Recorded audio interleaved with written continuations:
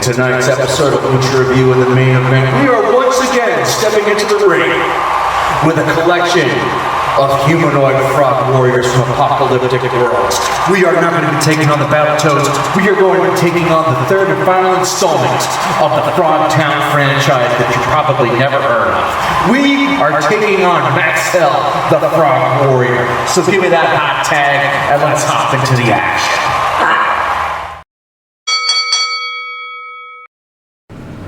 In Max Hell Frog Warrior, planet Earth is subject to a plague that turns human beings into humanoid frogs. But there is hope, because there is a cure, and it's in the capable hands of an adult film actress. The frog people attempt to take it by force, but Max Hell arrives just in time for rescue on the plane from Tailspin, without the need of a seatbelt, and by some miracle, his katana never leaves his lap during the flight. The rescue is a success, but the frogs still make off with the cure, secured by the protection provided by a purple lunchbox. Commander Armstrong then shows up in a vehicle that's more than capable of chasing the frogs, running them over, and everyone can grab the cure and get burgers at the In-N-Out in 5 minutes. Unfortunately, this movie has no script, so the cure is lost forever. No, seriously, it's not a joke. This movie really doesn't have a script.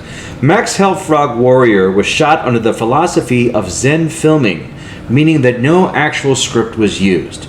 Performers were handed their goals for each scene they were in, and given creative liberty to get from start to end as they saw fit. It basically means that this was a home movie, and it shows.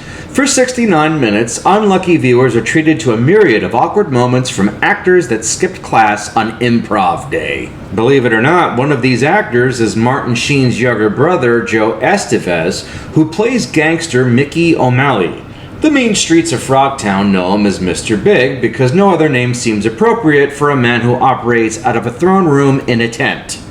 O'Malley sends Miss Cricket to collect a sizable debt owed by Humphrey Bowfrog, who attempts to settle it with a stale croissant.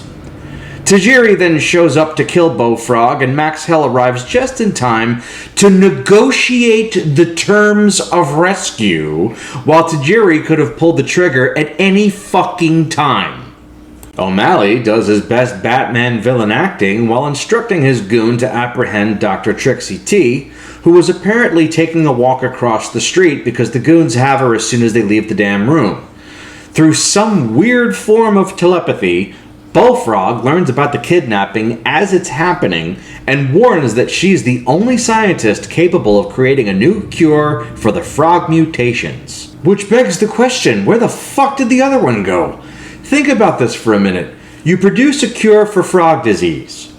You make sure that it never reaches the hands of anyone who actually has frog disease. The people who have frog disease come and steal it and don't use it. Even in Frogtown, Big Pharma keeps everyone sick and desperate, and all the helpful medicines end up in the hands of drug cartels.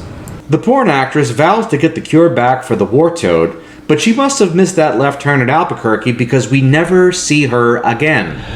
Send out the ninjas. Send in the clowns while you're at it. Maybe the fight scenes would be better for it. Agent Spangle is back from the first 2 movies and working on behalf of Commander Armstrong. I'm compelled to point out there's no knowledge of exactly who Commander Armstrong is commanding. I don't know who this woman is either, and the movie doesn't bother explaining. At this point, no explanation would make this any easier because this movie is impossible to follow. This movie feels like a compilation of short films taken from various production crews who had no idea they were all working on the same fucking project. Other odd things happen when this tense battle plays like a VHS tape with bad tracking. I can't tell what confuses me more, whether this was intentional or the simple fact that every woman in this movie finds great value Ozzy irresistible. Adding to this gargantuan pile of brain damage is a talking purple alligator, over a dozen segues of Max Hell killing the same guy, some of the frog people changed to human and back for no reason whatsoever, and the movie randomly drifts from color to black and white while I randomly drift to sleep. It took me 4 days just to come close to figuring out what the fuck is going on here, because not even the movie buffs and Wikipedia were able to help. Go to the Wikipedia page. The plot information is just reviews of the film. You know what the craziest part is about all of this, though? I'd happily sit back down with this long before I'd play another Battletoads game, and that alone qualifies this movie as a mid-card attraction. Say no to drugs, kids.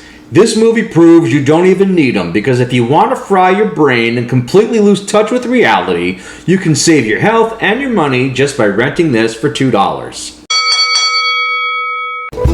Subscription is free. And be sure to share this video and treat yourself to some Lucha Review swag at my Redbubble store. Shirts, buttons, stickers, and other fun items are waiting for you in the link below. Thanks for the hot tag, and I'll see you next time.